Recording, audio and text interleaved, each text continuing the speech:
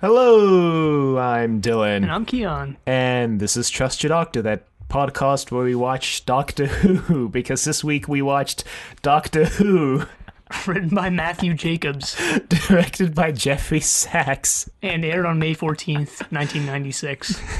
It's just called Doctor Who. Yeah, I was thinking about this. I was like, maybe it was kind of a mistake to just call this Doctor Who. Because now everything else has like a name, and then there's just Doctor Who. Well, the guy who kind of got it rolling, Philip Segal or Siegel or however you say his last name, said at a convention like a year or two after it broadcast that he thinks it should be called Enemy Within. All right. I guess the master's like body jumping, so. Yeah, he's Well, jumping around. Well, he just jumps into Bruce. yeah, it's pretty much it. So. Yeah, so this has an interesting story of how it came about. Well, vaguely interesting. It's only interesting because Steven Spielberg makes an appearance. Yeah, this guy Philip Segal or Siegel or whatever the hell his last name is, had apparently been trying to get the rights to make a Doctor Who show, basically since it went off air with Survival, and he eventually was able to get the BBC to say, okay, well, let's see what you got. So he ended up getting Fox on board with it. And then he went, because Fox was the only TV network that wanted in on it. I think he went to four: NBC, CBS, ABC, and Fox. I think NBC was considering it, but then they're like, nah. Freaking Or NBC. it was CBS? Either CBS or NBC. Anyway, then he got Universal in, and then... So Segal was working for Amblin Entertainment, which was Steven Spielberg's company, and Spielberg was like, yeah, let's do this. So they were working on it, and Spielberg went off to do other things, and then... Segal went... Okay, so the original Is that conception... why they almost okay. got Jeff Goldblum? Yeah, okay, so the original conception of this was that it was going to be a total reboot from the beginning, and the Doctor was going to be... Ooh, okay. So the Doctor was going to be... he was going to have a dad named Ulysses who what the hell? has gone missing, and the Doctor would be Yeah, I guess searching he's like for him. Telemachus then, sort of like the Odyssey or whatever. Yes, and Ulysses, the Doctor's Stephen mom, Deathless. Okay, would no. be a human, so that sort of survived to the final draft. And so the Doctor would go to Earth In that one-liner, looking for his it's like a dad, three-liner. and the Master would be revealed to be the Doctor's brother. And the Daleks were redesigned into these weird spider-like creatures, and the Cybermen were renamed the Cybes. CYB. Basically all around pretty bad. Barusa was going to be the Doctor's mentor, who's been disembodied and lives in the TARDIS as a disembodied voice who guides the Doctor as a mentor figure. So, all around pretty glad none of that made it to the screen, to be honest. Except the Doctor's mother thing, like the least possible way that it could be incorporated, I guess. Which they've like retroactively tried to write out of continuously because it was a poor idea. Well, I guess we're getting a little ahead of ourselves, but I thought I first heard it and I was like, wow, that's dumb. And then I thought about it more and I was like, well, I guess I'm okay with that. Because it kind of explains why the Doctor has this weird affinity for Earth. Yeah, it does explain why he has a weird affinity with Earth, but at the same time, to me, it just doesn't really make sense. No, it doesn't really make sense. But at the same time, I was on board with it. I'm going to choose to ignore it. Apparently the books have dealt it in a variety of ways, including one where the Doctor was fooling the Master into thinking he's half human, another where only the Eighth Doctor is half human, and so on and so forth in increasingly convoluted ways. But they could have just ignored it and pretended it didn't exist. But yeah, so they considered a bunch of British actors for the role.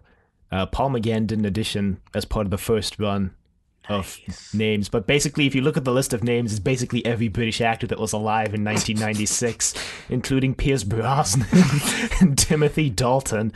How about any women? Did women audition? Or no? Probably not. They weren't considering any, Yeah. so...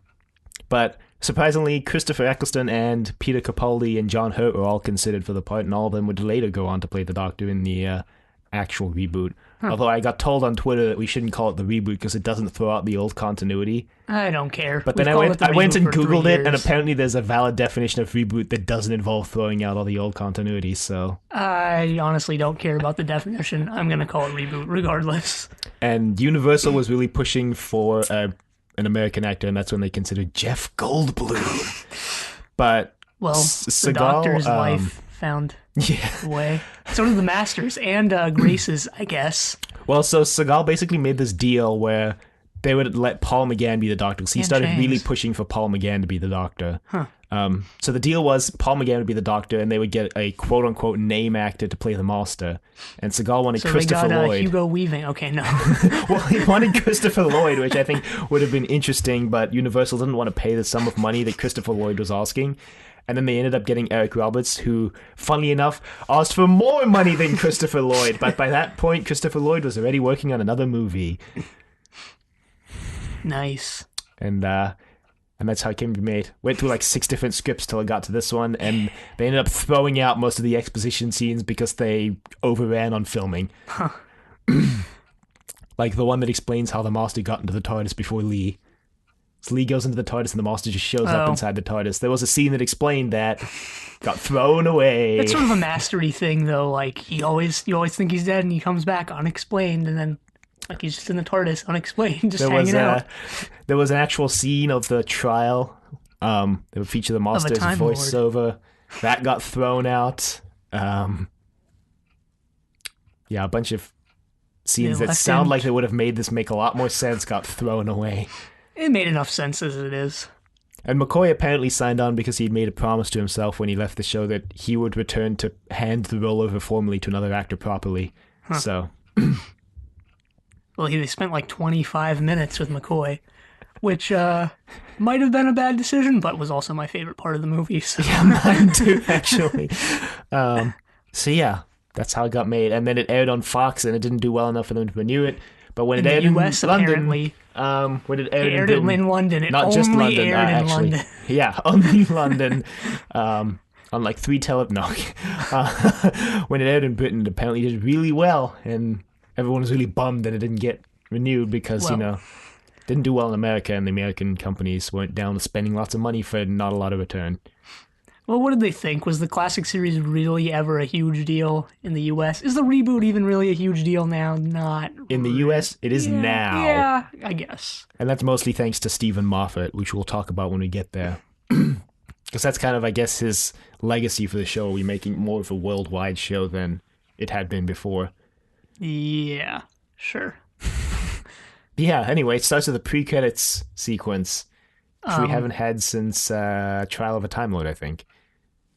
I guess. The Trial of a Time Lord was at the really good CG shot of the TARDIS flying into that space station. I don't know if that was CG, but maybe it was. Quote-unquote CG. This is also getting ahead of ourselves, but I better mention it now or I'm going to forget. I think this is either one of the first, I'm not remembering, or this is the first like Doctor Who thing to show blood on screen. I have a feeling it might be the first. Yeah, I think it might be the first. Maybe those slide cards in like Massacre. I don't know. That actually brings up an interesting thing. I also found out that the TV movie had to be substantially edited for the British markets because it got a 17 rating because of the guns probably in the beginning. Well, yeah, because they were being super careful because apparently there had been like a pretty big wave of gun violence in Britain at the time, and they were being super careful about showing it on TV because of that. Yeah, there's also, I think we've mentioned this in previous episodes, but there's also, or were also, I think, semi-strict regulations about what they could show in regards to guns in the UK.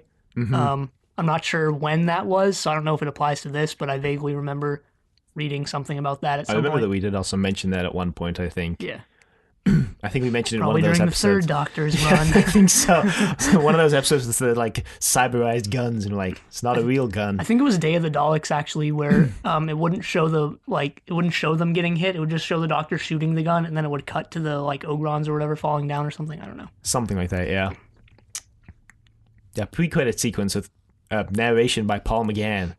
Yeah, it tells us how the Masters used up all his incarnations. He died on Skaro, I think. Yeah, he got put on trial by the Daleks, and then they exterminated him. And his last request for this was for the Doctor to transport his ashes to Gallifrey. I think they just wanted to name drop the Daleks, because that doesn't really make sense. Well, originally the Daleks are going to be the main villain of this, and they're like, no, we'll use the Master. Yeah. Well, I like the Master. You know, it's sort of a one-off sort of thing that they're going to do. I mean, I guess the people making this would have hoped that would have spawned a TV series, but I mean, that would have been the hope. yeah. I'm not sure how interesting of a series it would have been. Grace and Chang. Eric Saywood apparently contacted Philip Segal or whatever about writing scripts for the TV show if it got made, and after it aired, Pip and Jane Baker also contacted him with offers to write scripts, so... And then we get the title sequence. Yeah. Which... I think this is the first time we've seen actual actors be credited in the title sequence.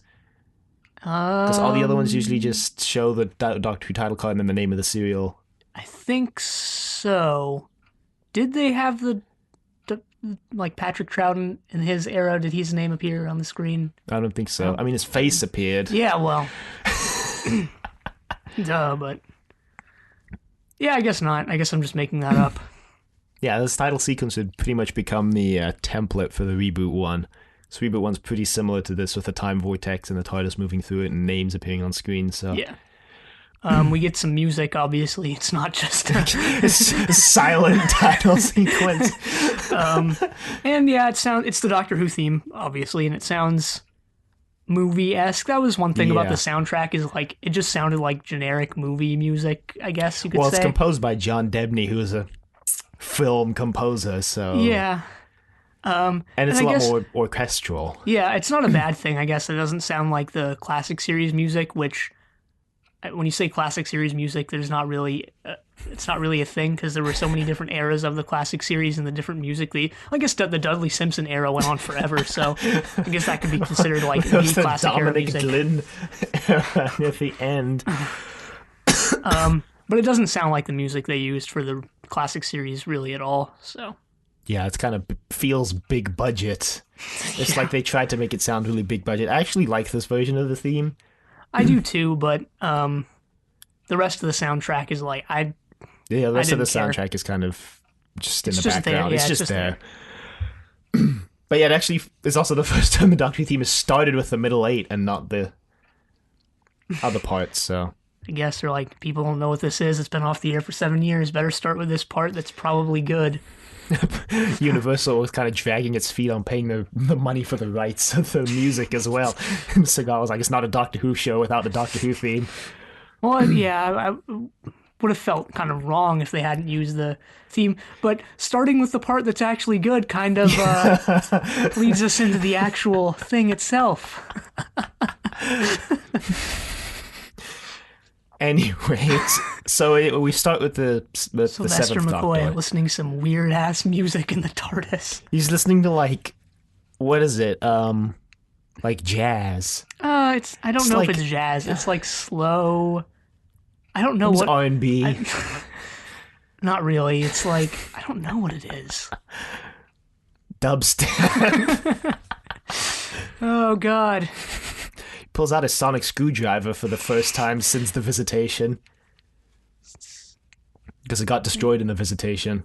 Yeah, I guess it's sort of a giant sonic screw you to all the people who hated the sonic screwdriver. And yes, I've been planning on saying that since forever. Worth it. So he uses it to close the Master's ash box. His urn. It's an actual box with a lock, though. Right, because as we mentioned before, he's transporting it to Gallifrey.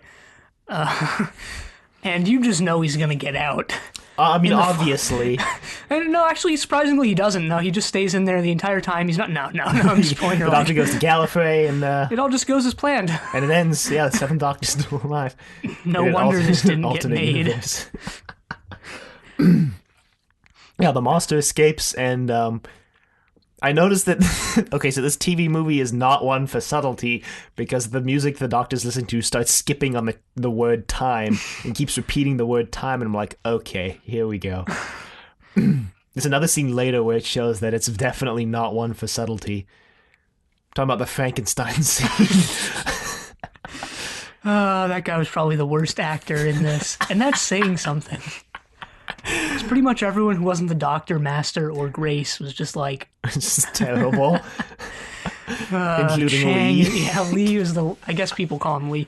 Lee was the worst offender on this. Oh, yeah, so the monster escapes, and the Doctor's like, well, this is a problem. And then the TARDIS starts bugging out. Oh, we have a new TARDIS set as well. We didn't mention Yeah, that. we didn't mention it. It looks. I guess it looks really 90s with like a lot of saturated blacks and like sort of the neon colors ish stuff. It's really expansive, too. And expensive. Apparently cost them $1 million. Oh, Jesus. But it's huge with this massive time rotor in the middle. This is also the first time rotor that goes floor to ceiling, which will also become a thing in the reboot. Looked really cool. I feel that's something that they could redesign, and they did redesign a lot. It looks a lot different, and that's okay. I actually like it when they redesign it because I feel like it's a little bit of a touch to each Doctor's own personality, how they like the TARDIS console room. Maybe, but then again, this was with the Seventh Doctor, so I don't know. Yeah. Books have gone an extensive way to explain that, too, apparently. There's this definite Edge of Destruction reference when the Doctor drops his teacup. Just kidding, it's probably not. It was actually a water cup in Edge of Destruction. Apparently the console has a lot of subtle references to other serials like the Sensorites and things with little time references and date references, but I feel like none of them showed up on screen, so you wouldn't even know. Well, if they didn't show up on screen, then how is it part of the show in any way, like in the books or what? No, the guy who designed the set was like, yeah, put all these touches in. But I don't think you saw any of them. All the stuff on the panel and everything is so small when it actually appears on screen that it's like you'd have to watch this frame by frame probably to really even see it. Even then, you might not see it thanks to the really high potato quality. Although maybe if you watch the Blu-ray, the upscaled Blu-ray, with the really thrilling menu. We still can't figure out how to actually access the movie, so if anyone could tell us, that would be great. We can get to the menu, but it won't let us play the movie. I don't think it has anything to do with how we imported it from the UK. Pretty sure that's not the problem.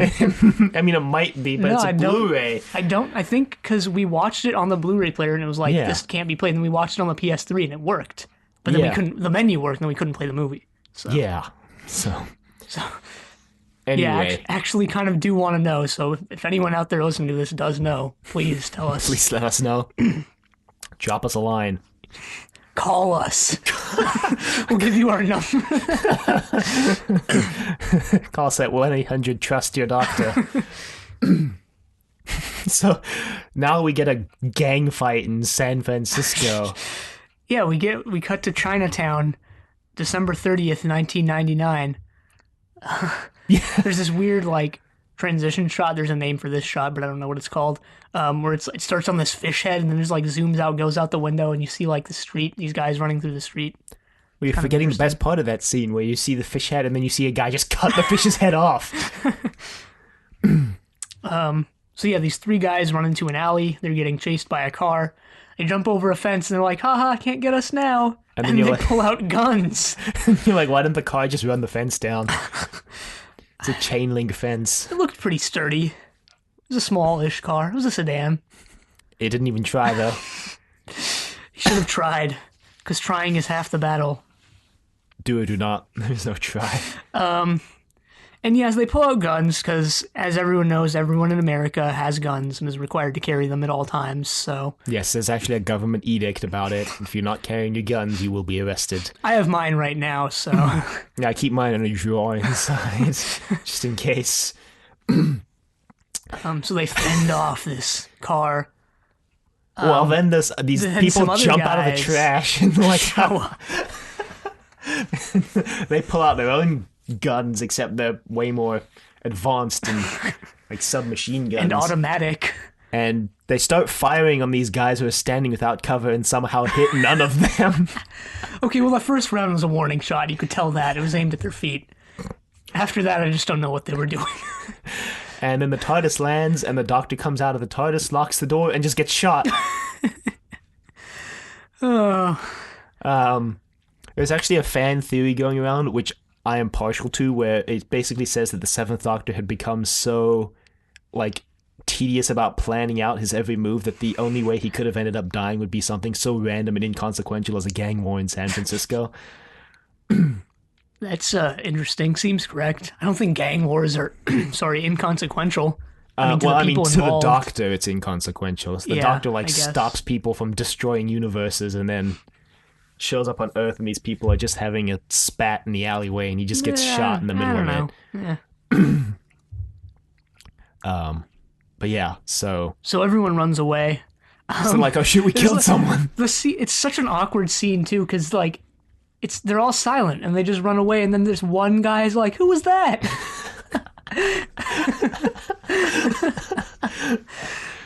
And then Lee comes out from behind the TARDIS and He's like, "Don't worry, man, I'll save you." yeah, only because he wants And then money. turn against you for gold.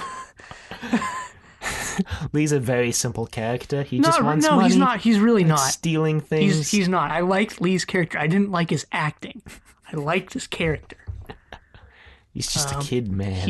I think if this was actually made into a series, Lee could have, not would have, could have been an interesting character. Could have. Better. I liked him more than Grace, or I thought he had more potential than Grace, to be perfectly honest. Yeah, he probably did because Grace was even Also, lesser. one note. Yeah.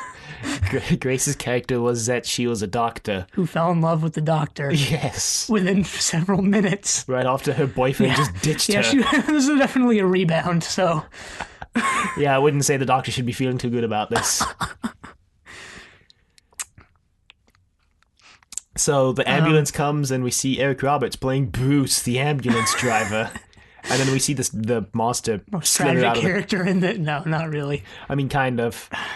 He's probably the most innocent. Yeah. So yeah, the monster slithers out of the TARDIS lock as a snake. It's the Mara. What if they just reveal that it was actually like the Mara? They bring the Mara back. No one would even know who that is. They'd be like, "What is this?" Didn't the Mara supposedly die? Yes. So No, the monster is this questionable CG snake. It looked pretty good. Ish. It was all the transparent aspect of it looked kind of cool. It looked like clear jello slithering around. The design, its face looked really weird. And that's sort of a consistent thing for all early CG, is that like the facial animations are just like questionable. Well, wait till the regeneration. Oh yeah. Doctor should have worn that mask that he pulled out of that locker. That should have The just been Nixon mask. That should have just been part of the Eighth Doctor's character. Why are you wearing that mask? Well, Nixon, you see, was a very interesting person. Still waiting for the Plague Doctor.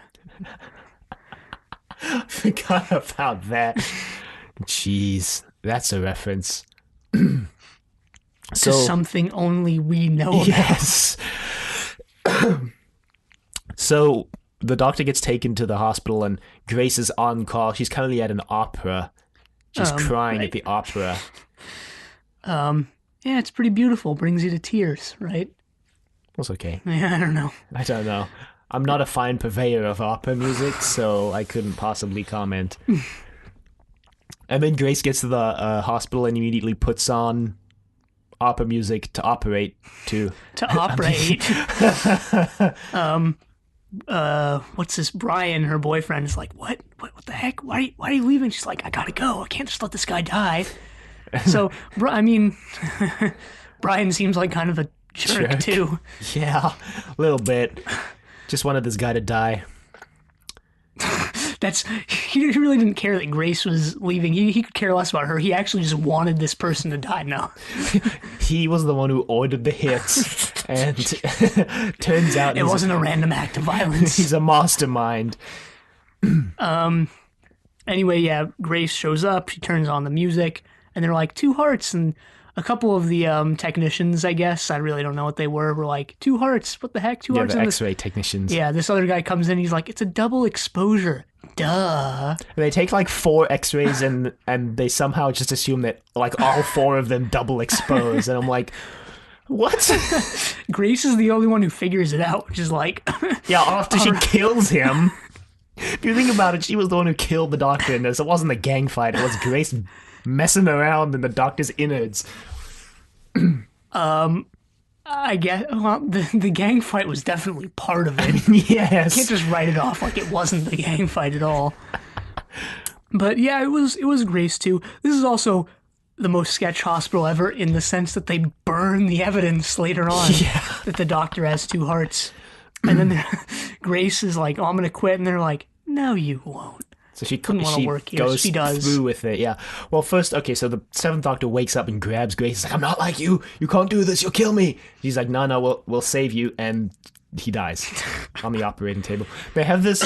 I don't know why they designed the room this way, but they have this, like, glass ceiling, and there's people above, like, peering in through the glass ceiling on a tour.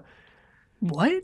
Yeah, the guy who burns the stuff later is giving these, like, I guess, wealthy donors a tour of the hospital, so they're standing above, looking through this glass ceiling in. Well, I guess it's not usually a glass ceiling, but that's usually the case in hospitals that they have, like, something you can look into. Yeah, I know they usually have, like, viewing rooms, but I thought it was weird that they made it a glass ceiling, and they're, like, standing above, just peering down.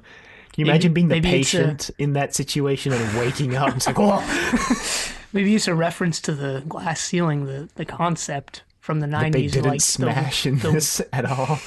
No, they didn't. So the Snake Master slithers into Bruce's body in this kind of horrifying scene. Okay.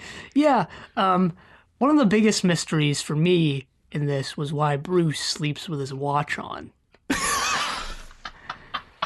You don't sleep with your watch on? I don't own a watch. I have it. Well, it might be because maybe as an ambulance driver, he's on call during the night. So if he wakes up, he needs to know like what time it is quickly. Yeah, I didn't think of that. Or they were just careless with the costuming. I actually think you're right. Probably, but fun fact: that's actually Eric Roberts' actual wife playing the wife of Bruce. It's weird. Which kind of sucks because Bruce kills her now. Well, the Master. The Master now. It's the Master.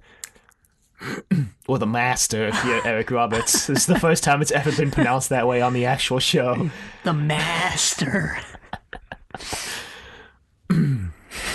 So yeah, the accents in this were... who plays Grace? What's her name again? Was she British? I think she was. I have a feeling she was. I have a feeling the only American like main character was Eric Roberts as the Master. It's Daphne Ashbrook. How about the guy who played Lee? Oh yeah, he might have been. Yeah. Oh no, Daphne was born in Long Beach, California. Huh. So surprisingly close to where we are now, but she sounded kind of like she was putting on an accent. The guy who played Lee was born in Canada. Well, he's a native of Canada. So this was filmed in Canada, by the way. We didn't mention. Yeah, Montreal. Canada is usually used to be other cities. Yeah. Apparently, this is very weird for the Radio Free Scaro people who actually live in Montreal. And like, I see all of landmarks all over the place. The script in this, well, the Americans at least talk more American than the supposed Americans in the classic series. Perry. Yeah, there are still some weird lines. It's like, well, that doesn't sound like an American would say it. Like, what was the one that I specifically remembered? Oh, he's taking the sofa. Or he's like, all right, oh yeah, whatever. When Grace gets home. I was like, all right, I would just say he took the sofa, but yeah, sure. I think it might be because it's a co-American production, so they had someone clean up all the Americanisms. Yeah. It's like if you, actually it's not like this at all, but since I already started bringing it up, I guess I'll just say it. If you read the British versions of Harry Potter, they actually heavily edited them when they brought them over here to take out all the British slang and terminology. I think the biggest one was changing the Philosopher's Stone to the Sorcerer's Stone. Yeah, because we Americans definitely don't know what a philosopher is.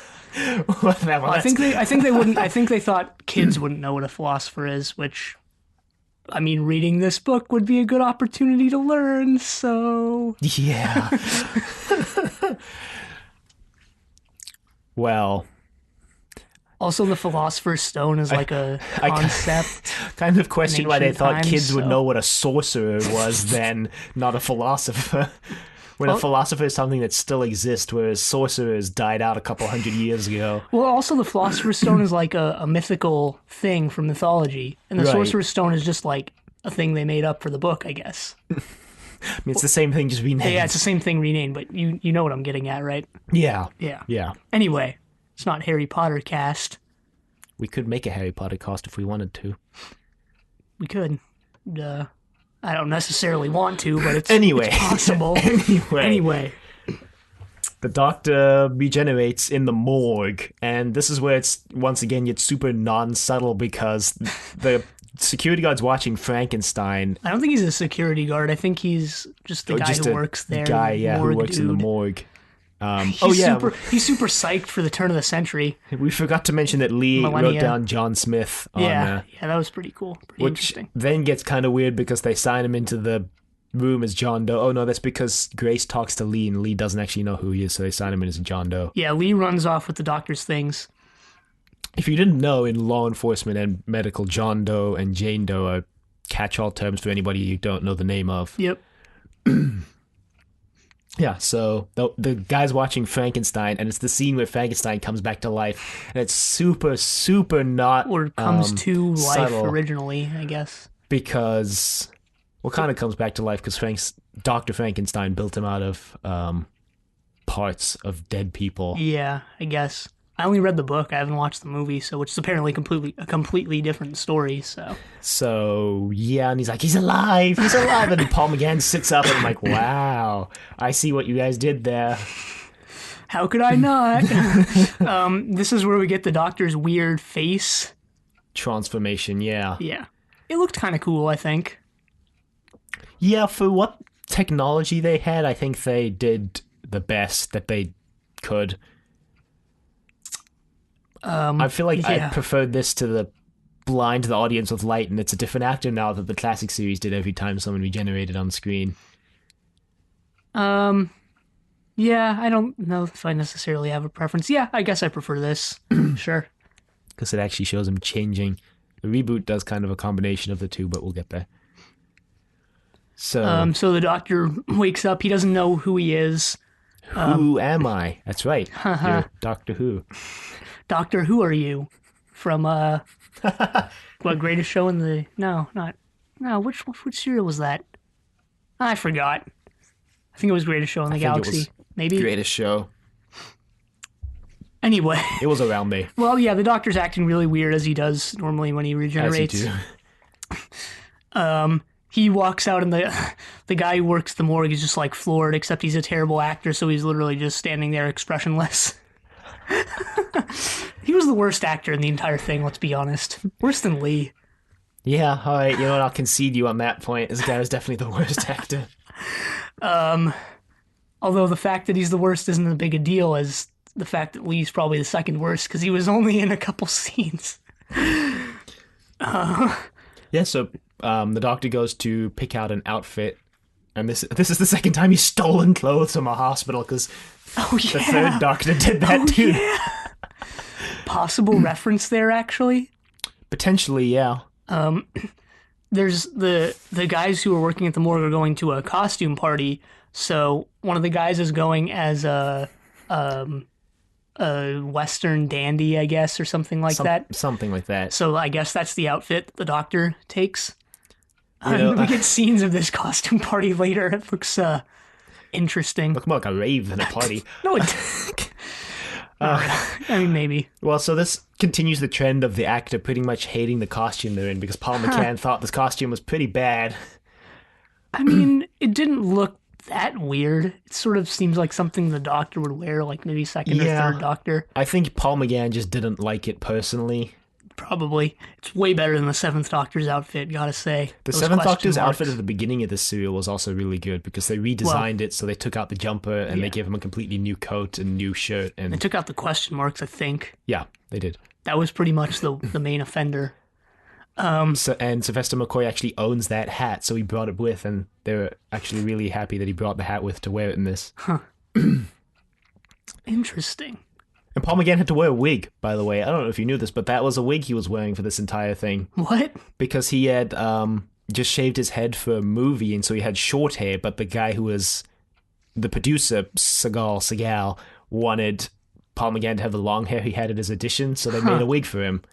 It's weird. I didn't notice at all. They did a pretty good job with that, with the wig there. I'm like, with Perry. I What? thought it looked really good right until the final scene where you could tell it was getting a little worn down, I think. I couldn't tell. So I guess if you know, then It's kind of like if you know, I think you'll notice, which I did. So, And then I guess when they started the reboot, they wanted the Doctor to have short hair. So I think in the reboot, they gave the actors more freedom to choose their own outfit. Like David Tennant specifically requested that long coat, and like Peter Capaldi specifically requested the outfit he chose because he wanted it to be easier for kids to dress up as the Doctor. That's pretty cool. So, yeah, in the reboot they definitely give the actors more of a choice. I think they learned from the final, from like Doctors 6 through 8, that you'll probably get at least the actor will like you more if you actually let them pick something they want to wear for like 3 seasons. Yeah. So Oh yeah, Lee goes to the TARDIS. He goes back to the TARDIS. yeah, because he stole the Doctor stuff. Yeah, ignores the police line. I actually really liked the scene where he walks into the TARDIS. He is sort of expressionless and probably not acting as much as he should be in this scene, but I thought it worked like really well because he walks into the TARDIS, he has the key, which looks really cool, by the way. Yeah, it's the same one the 3rd and 4th Doctors had, apparently. He goes in, he sees that it's bigger on the inside. Yeah. He's just like, he has no expression on his face, just walks out, walks around the TARDIS, and he's just like, whoa. And then just accepts it. I like this because I felt like internally he's like, what the hell? What is this? And then outwardly he's just like, you know what? All right. Or something. And I then don't know. the Master shows up. Yeah, the Master's in the TARDIS.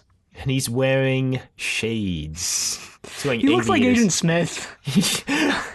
With a more defined cheekbone Character. line. Okay, no, not really. Well, he was supposed to be decaying throughout this entire thing, but the prosthetics apparently gave Eric Roberts a reaction. So they just put him in shades for the whole thing and called it good. And the only prosthetic they actually used was that thumbnail scene, which we actually forgot to mention. He goes to the hospital to ask what happened to the Doctor's body, and they don't know, but they mention Lee, and that's how he goes to find Lee at the TARDIS. Yeah, that was a weird scene or there was some like weird part of that scene because the nurse mentions Lee, and the Master goes, oh, the Asian child, and she's like, Asian child, you're awful. And I was like, what? Why is it awful to call someone an Asian child? I guess because it's kind of like vaguely racist just to say, oh, it's the Asian child, because I guess you're like kind of lumping together a lot of races there. I don't know. I didn't. Whatever. And also, especially since San Francisco has such a prominent like Chinatown. Yeah. It has one of the biggest and most famous in the world. Yeah, probably definitely the most famous in the U.S. Yeah. So. Yeah, all right. Maybe I think it's just kind of like in the way he delivered it is kind of just tasteless, I think. Maybe. Anyway, yeah, he's in the TARDIS. And he starts to trick Lee as to what he and the Doctor are up to. He tells him that the Doctor stole his regenerations. Yeah. Lee just kind of accepts this without knowing any of this terminology, really. He's just like, we're not humans and we can regenerate. The Doctor stole mine, and now I'm out to get my body back. Honestly, he kind of has to just accept it. Sure. He has to accept. I think he has to accept it because we have the Doctor who doesn't know who he is, and that's like a major plot is the Doctor not knowing who he is, and having like more than one character run around not understanding what's going on in the story. Yeah, I guess all the scenes with the Doctor and Grace were them just hanging out, not really knowing who they are / what is going on. Yeah, the Doctor kind of just gets in Grace's car and rides with her to her house. And she's like, "What are you doing?" Yeah. But then the Master opens the Eye of Harmony. Yeah, they bring back the what's it called? The cloister room. Yeah, the cloister room and the Eye of Harmony, actually. Actually, the wiki points this out, and I didn't realize it. You're thinking of Deadly Assassin. The wiki points out that the plot of this is suspiciously similar to the Deadly Assassin, where the Master is trying to use the Eye of Harmony to steal the Doctor's regenerations for himself. No, I wasn't actually going to point that out, but yeah, now that you bring it up, yeah. Well, you are thinking of that because that was the last time we saw the Eye of Harmony was the Deadly Assassin. Oh, So, I was going to say, didn't they mention it in, at least the last time it was mentioned was Deadly Assassin, I'm pretty sure. I thought they mentioned it in 4 to Doomsday. Wasn't that the Eye of Orion? I don't know. Maybe it's the Eye of Orion. So many eyes. I'm surprised there's no Eye of Rassilon yet. It's just a disembodied eye that just... it's the Eye of Rassilon. Was 4 to Doomsday in East? No, was that an East base? No. 4 to Doomsday Okay. was a 5th Doctor serial. 4 Oh, to okay. Doomsday was the one where they had 4 days before the ship was going to crash into Earth, though. Oh, all right. Yeah. It was like the second Okay. 5th Doctor serial, I think. All right. I don't remember. There's too many serials. Anyway, the rest of this, The rest of it is just a chase scene. yeah, this felt like if this story were to be made in like the classic format, it would have just been a 2-episode, or should have, I should say, just been a 2-episode serial. Which I guess would have been it's an hour 30, so 3-episode serial, but 4. 4, I guess. It's 25, roughly 3.5-ish Yeah. to 4. And, yeah, the Doctor remembers who he is, sorry, when the Master opens the Eye of Harmony. The Master uses Lee's eye to open the Eye of Harmony because apparently only a human eye can open the Eye of Harmony. I'm not sure what kind of garbage security system that is. Yeah, I think the Master drops this line like, that's why it's never been opened. That's how the Doctor's protected it from being opened. And I'm like, there's been more humans in the TARDIS than anyone else. Yeah, the Doctor mentions this later. No one's been able to open the Eye of Harmony. How did you do it? And the Master's like, I used Lee's eye. And the Doctor's like, oh, of course. It's a human eye. I'm like, what? God, where does this go from here, honestly? Like, Well, so they open the Eye of Harmony, and that makes the Doctor remember everything, because I guess the Eye of Harmony, like, zaps him with his memories. By the way, the 8th Doctor has an unfortunate habit of losing his memory, and basically, a bunch of his stories in the books and audios, he loses his memory, which maybe is like a side effect of his regeneration being kind of sketchy, because he... probably just a running gag. Yes, but he also mentions that, like, the anesthetic that he was put under almost stopped the regeneration and killed him permanently. All right, sure. Which is why it took so long for him to regenerate instead of just regenerating immediately as soon as he died, like he usually does. I feel like that was just added in to write it off as to why he didn't regenerate immediately. Probably. Anyway, they get back to Grace's house. It's been gutted because Brian took all of his... Took the sofa. Yeah. She has a massive house too, by the way. She's a surgeon. So...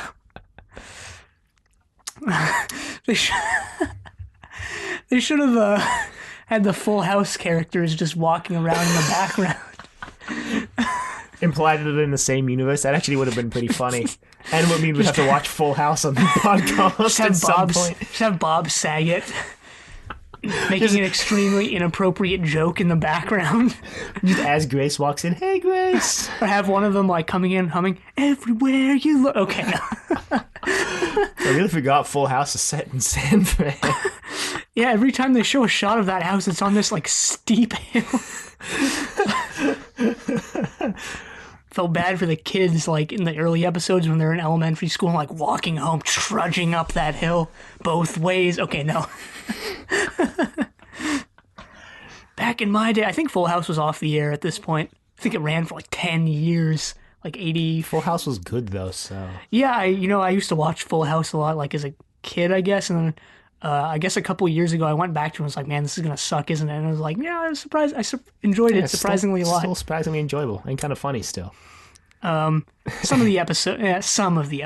I'll say that. Anyway, no show is completely perfect. Actually, that's not true. There are some pretty yeah, like perfect shows. Seinfeld.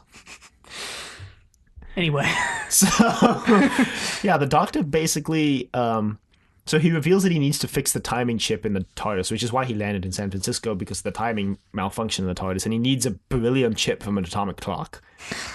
And Grace is like, well, there's that atomic clock, they're going to start right at the millennium. The Doctor's like, perfect, we'll just go steal that. then they set up or not set up, they don't set it up at all. There's just this, all of a sudden there's the romance between the doctor Oh, yeah, and Grace. It's just, just like, what?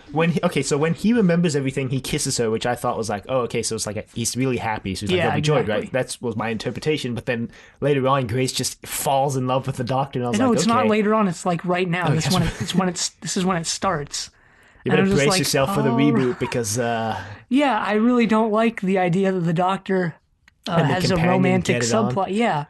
Yeah, I actually don't like it either because I feel like it's not necessary. I don't know.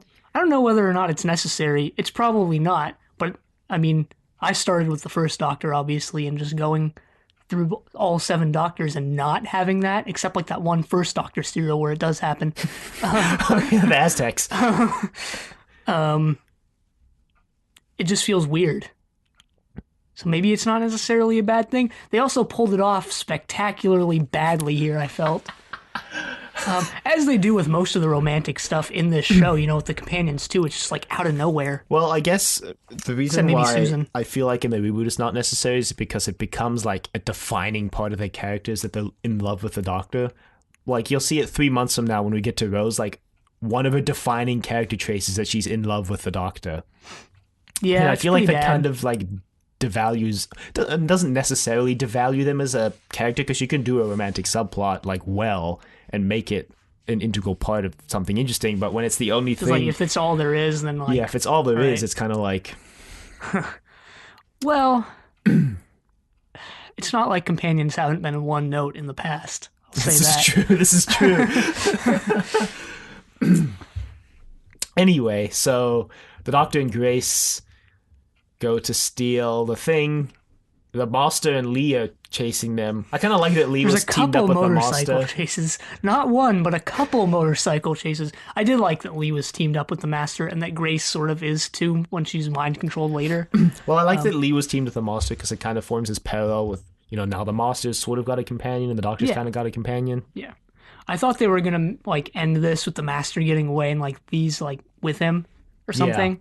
They don't, but that would have been cool. If they took it to series, the Master would have shown up like 3 episodes from now with no explanation as to how he survived. He probably would have come back in like the season finale or whatever. Probably, yeah. So there's a roadblock on the highway because of some escaped chickens. The original script, it was supposed to be like a zoo rampage, but they had no budget left, so it's just some chickens. They could have made it something that actually had to do with the story, like everyone trying to get to this giant party with the atomic clock. This guy just picking up chickens and putting them on this flatbed. He's like, he's gotta put these chickens away. And there's this policeman, and the Doctor like steals his gun from him. And he's like, okay, this is actually kind of funny. He's like, let me through before I shoot myself. And he puts the gun against his heart. The policeman's like, okay, All man, right, buddy. chill down. And then Grace takes the gun and almost shoots the police cop, which was okay. Is this a reference to... I might just be making this up completely, but there's this one famous cop, I forgot his name, but he's Californian, and I want to say he's from San Francisco, who's known for, like, talking people down, so to speak, from suicide. That's, like, what he's known for. I think he's from San Francisco. But I might, on the other hand, I might just be making you all this might up. be correct. 'Cause a lot of people like to go Jump off the Golden try Gate Bridge. and jump Okay. off the Golden Gate Really? Bridge. I didn't know that. That's why there's actually nets all along the whole line of the Golden Gate Bridge because they don't want people jumping off into it to commit suicide.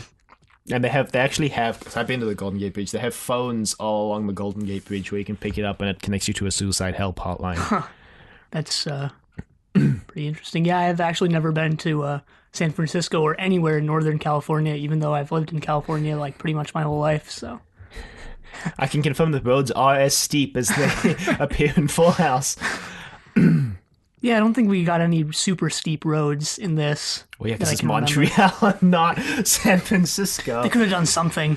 There are some flat portions of San Francisco occasionally. Yeah, so the they- Doctor they and get on Grace the make bike. it to the... Or they get in the car? For, No, I they don't get on the remember. bike. They were get on the bike. they were in the ambulance first because Grace calls for an ambulance Oh, yeah. and Bruce Master goes to pick him up, and the Doctor doesn't know what the Master looks like, but he knows the Master's there. Yeah, I thought that was like a moment of realization where they like look at each other, but apparently not. There is one in a second when the master drops his glasses and the doctor sees his glowing green eyes. He's like, ah. The wiki says that that's from the cheetah virus from Survival. Mm-hmm. I thought it was just the master has green eyes now. Well, like we always mention, the wiki is just edited by random folks, so... Like us. So our assumptions are just as valid as theirs.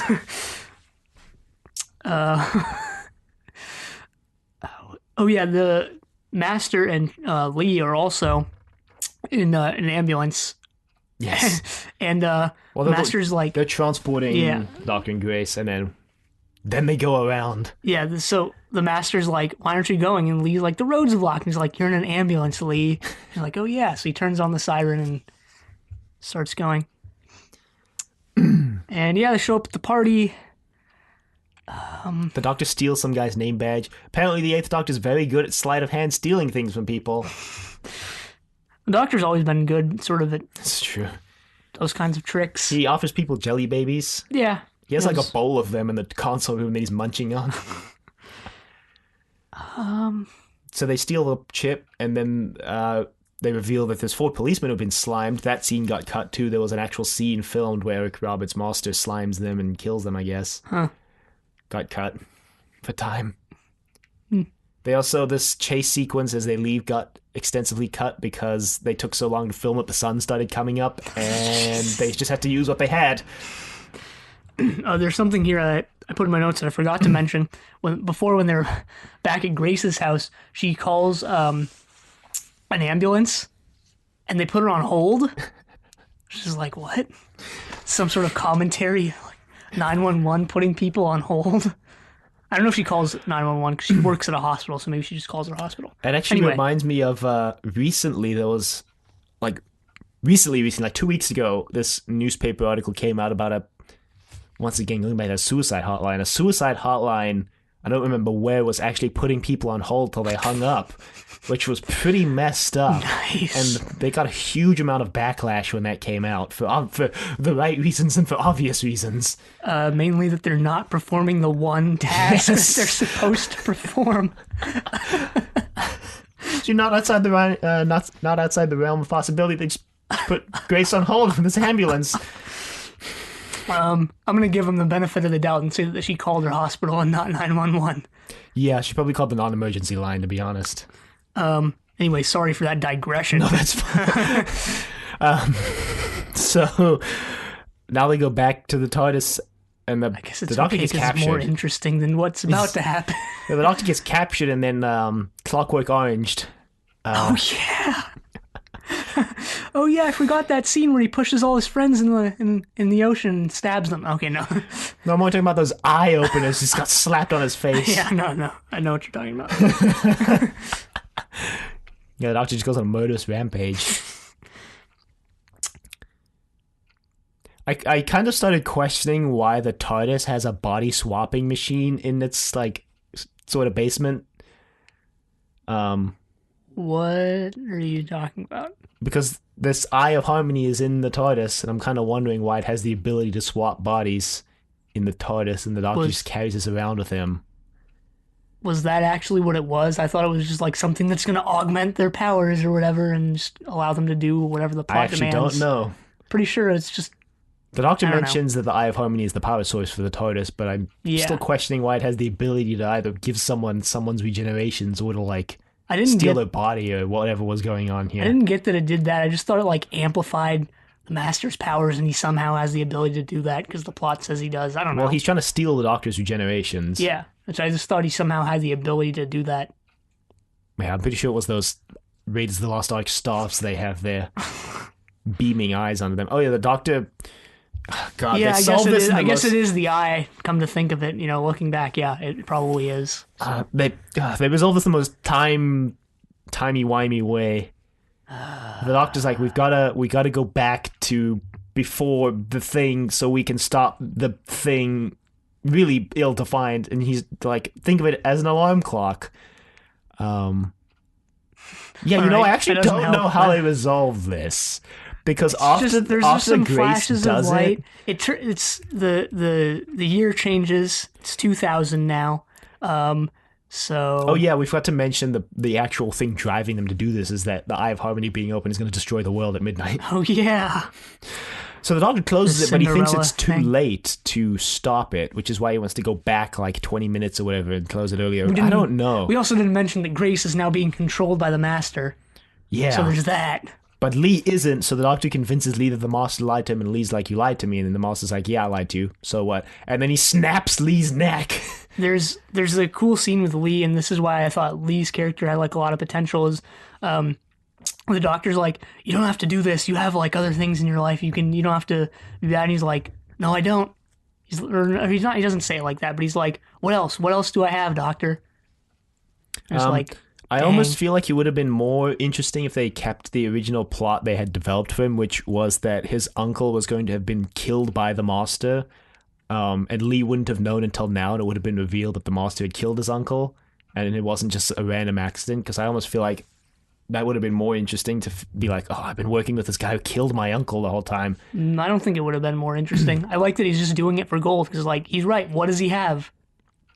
Well, I feel That's like it. having I his guess his uncle only get way out is the killed as money that part the of the Master's story promising him. would also reinforce the fact that he has nothing left. Like, now that his uncle's dead, he's like, what do I have left? Nothing.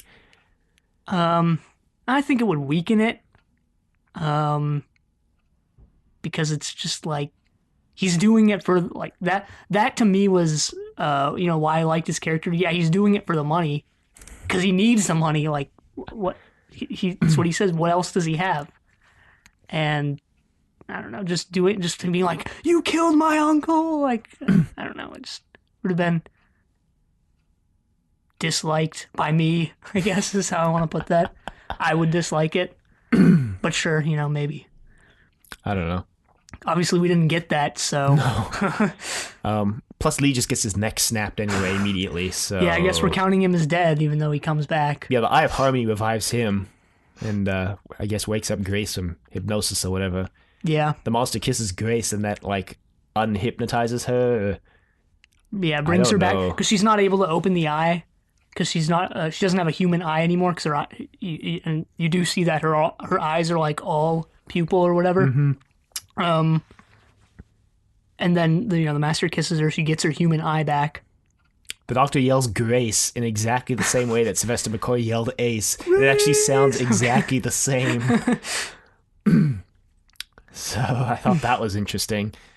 And yeah, she does the thing with the console, and the TARDIS goes back 2 hours or whatever, and she frees the Doctor, and the Doctor and the Master fight, and the Master falls into the Eye of Harmony, and the Doctor actually extends his hand to help the Master out before he falls in, but the Master doesn't take it, and Yep. at least they've still got that aspect of their characterization down. Sure, yeah. So the Doctor drops off Lee and Grace. Lee makes off the gold. The Doctor's like, And- don't be here a year from now. Leave town. I don't want to see you in San Francisco Yeah, the anymore. Doctor... Okay, You lost your San Francisco, right? this story does this thing where they a lot more explicitly state that the Doctor is a time traveler, because he keeps name-dropping people he's met and keeps, like, dropping things that he's seen. Yeah, well, that's true. Probably because if you're just coming to this without really knowing what Doctor Who is, or knowing that it exists and not really knowing or caring about the classic series, you just be like, oh yeah, okay, the Doctor's a time traveler, sure. Yeah. And this doesn't really have, like the classic series as a whole, isn't really about time travel, so maybe just... Except to, like, Resolution. They time travel back 2 minutes or whatever. Yeah, then again, I mean, even that, it has time travel, but it's not really, like, Yeah. in-depth time travel, or, like, you know what I mean. Yeah. Mm-hmm. And then it ends. Yeah, pretty much just ends.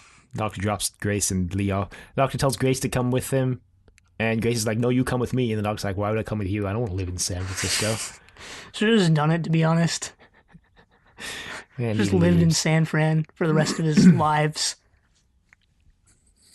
It ends as it started, with the Doctor sitting down reading The Time Machine by H.G. Wells, eating jelly babies.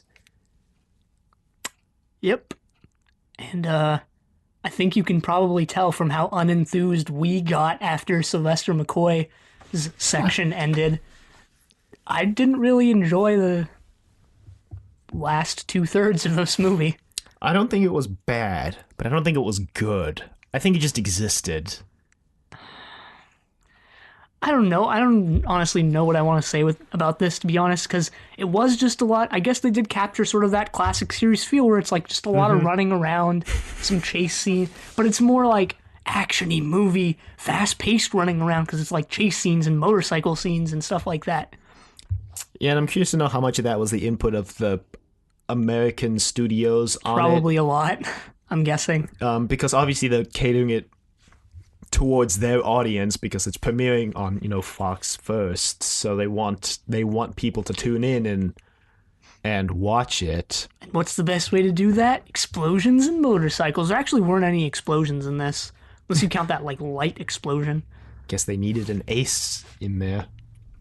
What? So she could blow things up. Oh, can't blow things up in this show without Ace. No, can't do that. I don't know how well this serves as an actual, like, first episode of a show either. Like, I feel like if we came into this without the knowledge we had, we might have kind of been a little confused. Especially with them starting with McCoy and then regenerating into McGann. And that's probably also a side effect of them not rebooting the entire thing. Mm-hmm. Well, McCoy... I mean, their plan for what they were going to do with a reboot sounds actually way more complicated than this. Well, with them bringing back all the characters, but whatever. McCoy said later that they should have done it the way that the actual new series does it, which was to just start with a new Doctor and then later on show the circumstances of the regeneration. And he thinks they should have just started with McGann, and then if it got ordered to a series, done a later episode that showed McCoy regenerating into McGann so that people would have like a working knowledge of the show at that point at least. Yeah, because this is pretty unfair to say because we only watched the 8th Doctor for like, an hour probably, or even less. I guess it is unfair to say this, but he's my least favorite Doctor. I mean, all he does is run around and lose his memory, and all he has is the post-regeneration stuff. So I feel like, and then I feel even they didn't really even give him too much of a personality, really, to differentiate him from anyone else. I feel like you're not alone in that statement, and a lot of people actually agree with you. And I feel like that might be down to him possibly being overshadowed by McCoy. In this, because McCoy's sections were the most interesting, at least for us as fans of the show. Although, because he has such little on-screen character, I guess the audios and novels have a lot more freedom to do with what they want with him, and a lot of people come out of the audio saying the 8th Doctor is probably their favorite. Because I think the way they take the character is that they make him like one of the most... romantic is kind of like... I don't mean romantic in like, oh, he loves people, like romantic as in he's the most starry-eyed, like he has the most optimism about the universe, and he's the most like happy. And that would probably make me hate him. And he's always like trying to find the good in things, like a lot more than the other Doctors have. I think that's where they try to take him. Yeah, that sounds actually terrible. Maybe to you, but to me, I think it sounds interesting. Yeah, it is. Just to me. I'm only talking in terms of myself here, but... I guess we'll find out next week. Paul McGann was apparently very hesitant to take the part because the contract had a 5-year option, which would have locked him in for 5 years if it went to series. And I think he was hesitant to do that, which is kind of ironic now that he's basically been portraying the 8th Doctor continuously for 20 years in the audios. Yeah, I feel like you didn't get a fair shake of the stick here. Well, it's probably a bad thing to say, but isn't voice acting a lot less demanding than on-screen acting? Or I guess it's different. I guess it's different. Voice acting is difficult in different ways because you only have your voice to portray a really wide range of emotions, whereas on-screen acting, you can do a lot of it with your face. Yeah. But I guess it depends what you're acting in, like just what the show or movie is. But I feel like on-screen acting or live action is probably a lot more usually physically demanding, where you might come home after a full day and be like, oh man, I'm so freaking tired, or something like that. Well, I've heard from when you listen to interviews of voice actors that like it's similar for them. They come home because it's when you're in the studio, a lot of the times you're actually doing a lot of the actions that your characters are doing as well. Yeah, it's just not on screen and putting on a voice that's not yours, so that's pretty demanding too, I guess. So you come home from that also pretty exhausted. Like Mark Hamill says that like playing the Joker all the time is actually really exhausting for him because of all the things he's got to do to put into it. Hopefully he does a good job in the audios that we're going to listen to. Well, I feel like it's not Paul Audio. McGann's fault that his character is kind of lackluster in this. I think he's trying really hard to save it, as we've said, like for Previous Colin doctors. Baker as well, and Sylvester McCoy. and McCoy and It's pretty much Davison. always, to a briefly. lesser extent. That they're all like trying really hard to save the scripts they're in. It's not really their fault that they're not being given good material to work with, I guess. Which, come to think of it, is probably the exact opposite of like Tom Baker and Tom Baker was giving really good material, and he's like, I may follow this script. even to a I don't know, maybe even Pertwee too, maybe A little bit. And I maybe feel in his like first season he was kind of the one sabotaging things. I don't know. maybe that's why a lot of people come out of the audios really liking him again, because he's actually given good material to work with. Or at least like material that's had time to stew and be reviewed by a lot of people, so it actually comes out decent most of the time. It's not to say there aren't some duds in there. I feel like there was so much more I wanted to say about this. Where do you think this would have gone if they'd gone to a series like? Do you Just them think it would bring- have gotten probably- better? Well, with Grace and Lee, maybe not. Really, Grace was. I didn't find Grace that interesting. As I mentioned before, I found Lee pretty interesting, but I also think they would have done the reboot, or not the reboot, the classic series thing, where they have like an interesting initial setup for the character and don't really go anywhere with it. I almost feel like Lee is only interesting because his character development plays out over the serial. I feel like I don't know if there's anywhere else they could have taken him Yeah, it's probably true. coming if they had continued with him, and I feel like maybe that's why they wrote them both out at the end. They're like, we'll bring someone new in next week. Yeah, maybe. I do think they probably would have just brought back a lot of classic villains, 1 week after the next. Daleks, Yeah. Cyberman, etc. Yeah. Ogrons, Ogrons. Zygons. Hey, the Zygons. Crinoid. The Zygons are interesting. What they do with them in the reboot is very interesting, actually. They have a two-parter that's probably one of Capaldi's best best stories. Ice Warriors. I mean, come on. They probably Gotta would bring have back the Ice Warriors.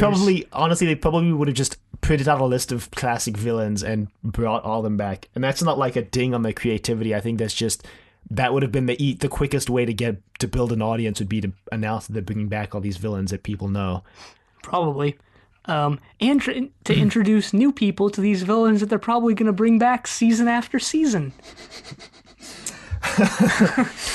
All in all, I'm kind of glad it didn't end up going to a series. Yeah, I mean, Just because I don't think I would have had less faith in it than I did for quite a substantial portion of the classic series. I wonder if the reboot is really going to... I'm really going to enjoy the reboot any more than this. I mean, this might seem to frame what it's going to be. I don't know. I haven't watched the reboot at all. Well, we'll see in a couple weeks' time. Yeah, It's probably an optimal time to mention that we're not going straight into Rose, as you might expect. If you listen to our survival episode, we mentioned our grand plan, but basically we picked stories for each Doctor, audio and books. Yeah, we both did. So 2 stories for each Doctor. 2 for each. We'll go 8 through 1, and then 1 back through 8. Yep. And then we're gonna watch not Death Comes to Time. We're watching Curse of the Fatal Death and Dimensions in Time. And then we're gonna watch Rose. Yeah, so that'll take 18 weeks. 18 weeks. So quite a long time, actually, almost half a year. But I think it's good. I don't want to jump right into the reboot. Yeah, I'm excited because next week we're gonna start with 8 and actually get more 8 material and see what he, I guess, becomes or what they do with him. Yep. Can't wait for my pick with 8. It's been called one of the worst Doctor Who stories of all time. Actually can't wait either. I actually think we both picked some really interesting stories, and I'm really excited to get into it. Yeah. We said before that we would post the release schedule on the site and like on Twitter and stuff. Should we do that, or should we just keep everyone in suspense as to what we're going to listen to? It's mostly audios. We only picked 1 book each. I want to keep people in suspense, to be honest. I want to post the schedule so people know what's happening. Maybe we'll put the schedule on the website, and then people can go to the Get more. people can go to the website if they want to know the schedule, or they can stay in suspense and listen each week to find out what it is. All I right, think sure. that's a good compromise. Okay, yeah. So if you want to know what we're listening to for the entire next 16 weeks, the schedule is will be on the website when this episode goes out. But if you don't want to know, then just don't go to the website. So don't change what you're doing, because you probably don't go to the website ever at all. There's so many cool things on our website, like the death count. Yeah, there's a lot of stuff we need to overhaul on the site too. The to be honest. Sonic Screwdriver Ex Machina page, the Jelly Baby page, which I'm not sure where we started that page. Yeah. Those are the only cool pages. And our other podcast, Triple Play. Anyway. Check that out. Email us at thedoctor@decorativevegetable.com. Questions, comments, concerns, angry rants, love letters, your thoughts on the TV movie. Would you want this to have been turned into a series? It's an interesting wouldn't have. what if scenario, I think, to think about what they would have done. You can find us on YouTube, iTunes, and Google Play, all at Trust Your Doctor. Leave a rating if you like the show. Check us out on Facebook, Trust Your Doctor. Like us on Facebook. Also check us out on Twitter at TYD Podcast, and follow us on Twitter. And next week, we're going to listen to Storm Warning, so an 8th Doctor audio. Yep. And get more of that 8th Doctor in the there. very first 8th Doctor audio. Cool, but until then, the end.